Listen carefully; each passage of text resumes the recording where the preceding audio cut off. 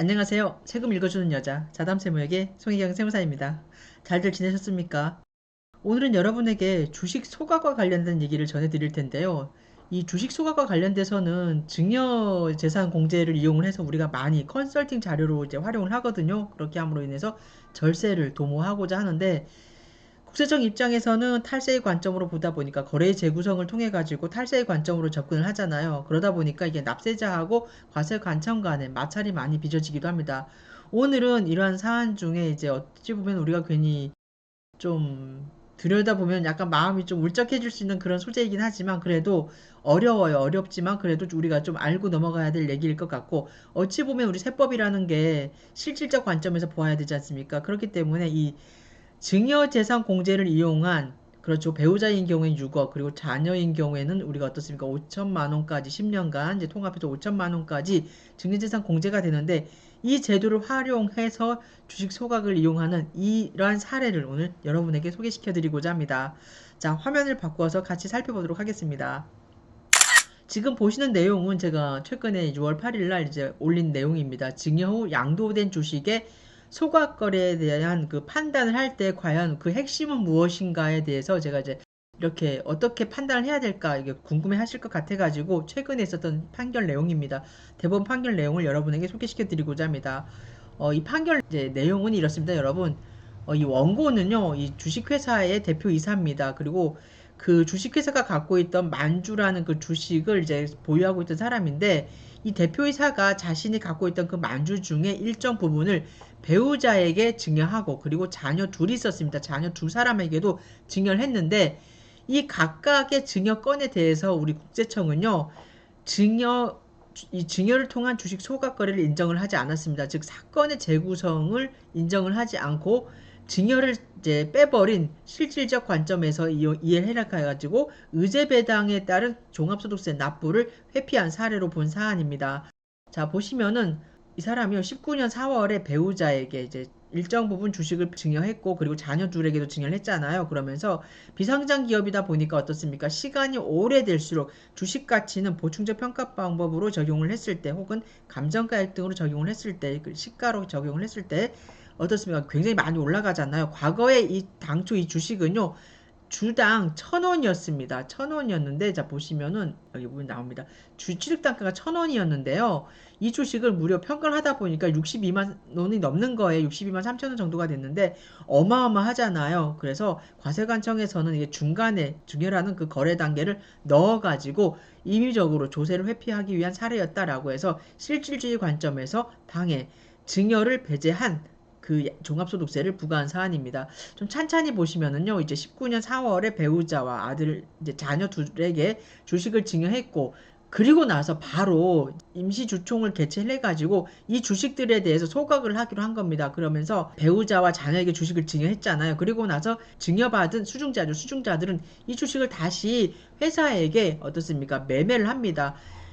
62만 3천 원에 이제 정도의 주당 평가된 그 가액으로 평가를 해서 증여를 받고 그 가액 그대로 다시 어떻습니까? 시간이 짧다 보니까 그 가액 그대로 시가로 인정을 해가지고 회사에게 판 겁니다. 매매를 한 거죠. 그리고 나서 이 회사는 매매한 이 주식을 소각을 한 겁니다. 주식을 소각을 하려 그러면 자기 주식 소각이기 때문에 임시 주총을 개최를 해야 되잖아요. 그래서 이런 결의를 하고 그리고 나서 어떻습니까? 6월 달에 4월 그리고 5월 6월 굉장히 짧잖아요. 6월 달에 이를 소각을 했습니다. 소각을 했는데 이에 대해서 이제 국세청에서가 세무조사를 한 거죠. 뭔가 이상하다 하면서 배우자에게 증여를 하다 보니까 배우자 증여재산 공제 6억 그리고 자녀들에게는 5천만 원씩이 발생을 하잖아요. 이 가액을 제외한 나머지에 대해서 증여세를 물론 납부를 했지만 사안을 파악을 했을 때 실질주의 관점에서 과세관청에서 파악을 했을 때 이 거래인 경우에는 증여라는 그 거래를 뺀 실질적인 그런 거래로 봐가지고 종합소득세를 이렇게 회피하고자 이렇게 증여라는 그 사안을 넣었고 그 증여가에 그대로 매매를 해가지고 주식을 소각을 한 것이다. 그렇기 때문에 어떻습니까? 세무조사가 나왔고 세금이 부과된 사안입니다. 이 사안에 대해서 이제 보면은 일단은 사안을 두 개로 쪼개셔야 돼요. 배우자에게 준 이 거래건 하나 하고요. 두 번째는 자식들에게 준 증여건 두 번째 이렇게 나누셔야 되는데 왜 그러냐면은 배우자한테 증여를 했던 그 건은요. 한 12억 정도 이제 주식이 평가돼 가지고 6억을 뺀 나머지에 대해서 증여세를 납부를 했는데, 그리고 나서 바로 매각을 했잖아요. 회사에 매각을 하고 그 매수한 회사는 소각을 했잖아요. 그런데 이 자금의 흐름을 따라가니 이상한 거예요. 배우자에게 12억 원이라는 돈이 이제 귀속이 되고 나서 어떻습니까? 회사가 이제 매매를 하기 위해서 12억 원을 지불해야 되잖아요. 배우자한테. 대표이사 배우자에게. 그런데 그 돈이 다시 대표이사 수중으로 돌아간 거예요. 그렇기 때문에 그 시간도 되게 짧았고, 그렇게 자금이 출처가 배우자에게 실질적으로 귀속이 되지 않았어요. 그렇게 했기 때문에 이 거래는 의심이 간다라고 판단을 했고, 그리고 우리 대법원 판단도 마찬가지였습니다. 너무나 짧은 시간 내에 자금의 흐름이 그렇게 당초 배우자에게 귀속돼서 거기서 끝난 게 아니고, 그 배우자에게서 다시 대표이사, 이 주식회사의 대표이사로 자금의 흐름이 넘어갔다, 이렇게 봐가지고 이것은 의제배당에 대한, 이 회사가 주식을 매수를 해가지고 소각한 이 사안은 의제배당에 대한 조세 회피로 봐가지고요, 종합소득세 납부를 하라는 그 과세관청에 손을 들어준 사안입니다. 보시면 12억 정도 이제 돈인데, 이 돈이요, 입금이 돼서 이제 한두 시간 이내에 바로 원고 대표이사한테 간 거예요. 그래서 이게 안 되잖아요, 여러분. 보시면은 그렇게 한 겁니다. 그래서 그 배우자인 경우에는 이 종합소득세 회피, 의제배당에 대한 그 세금 회피로 봐가지고 세금을 부과한 건이고요. 우리 대법원은 그렇습니다. 그리고 두 번째 사안, 자녀에게 들어간 그 돈에 대한 것은 이제 따로도 한번 생각을 해야 되는데, 자녀들에게 이게 그 매수대금은요 5억 5천씩이 됐는데, 이 사람들은 이제 그 5천만 원을 뺀 나머지 5억에 대해서 증여세를 납부를 했고, 그리고 이 사람들은요, 자녀들은 이 돈을요 자기들이 쓴 거예요. 뭐 주식도 투자하고 아파트도 구입하고 하면서 자기들이 개인적인 출처를 밝힐 수 있는 그런 용도로 사용을 했기 때문에 이 건은 정당하다는 겁니다. 그러면서 제가 요 사안을 보면서 여러분 제가 느낀 게 뭐냐면요, 우리가 이제 많이 접할 거예요. 이제 주식회사를 이제 뭐 법인들, 우리 비상장 소규모 법인들 많고 중소기업 중견기업 많이 계시잖아요. 그러면 법인이라는 그 회사의 법인의 그 주식을 어떻게 보면 소각을 해야 되는 어떤 목적이 있어가지고 이렇게 자기 주식 거래를 통해가지고 많이들 활용을 하시는데, 이때 그러면 배우자 공제라든가 우리가 자녀에게 이제 5천만 원 공제하는 증여재산 공제 그 제도를 활용을 함으로 인해서 그 출처를 명백하게 입증받기 위해서는 자금 출처에 대한 그 소명을 더 확실히 해야 되겠다. 모두들 안 사안일 겁니다.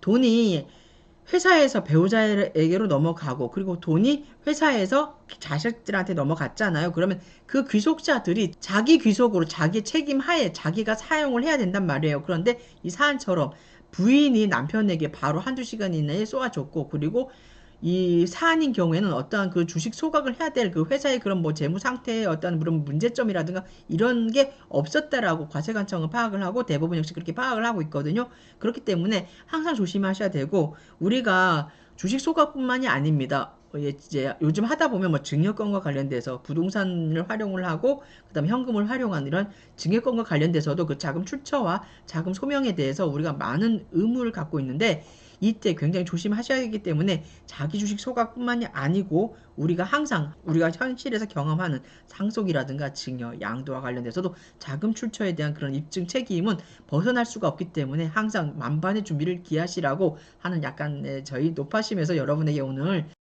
많이들 아시는 사안이긴 한데, 그래도 증여라는 제도를 활용한 그 양도된 주식의 자기 주식 소각 거래죠. 그 거래에 대한 판단의 핵심, 본질적인 그런 사안에 대해서 어떻게 우리가 생각을 해야 되고, 어떻게 결정을 해야 되고, 어떻게 활용을 해야 되는지에 대한 그 얘기를 여러분과 같이 나눠보았습니다. 이상 자담세무에게 세금연구소 송혜경 세무사였습니다. 감사합니다.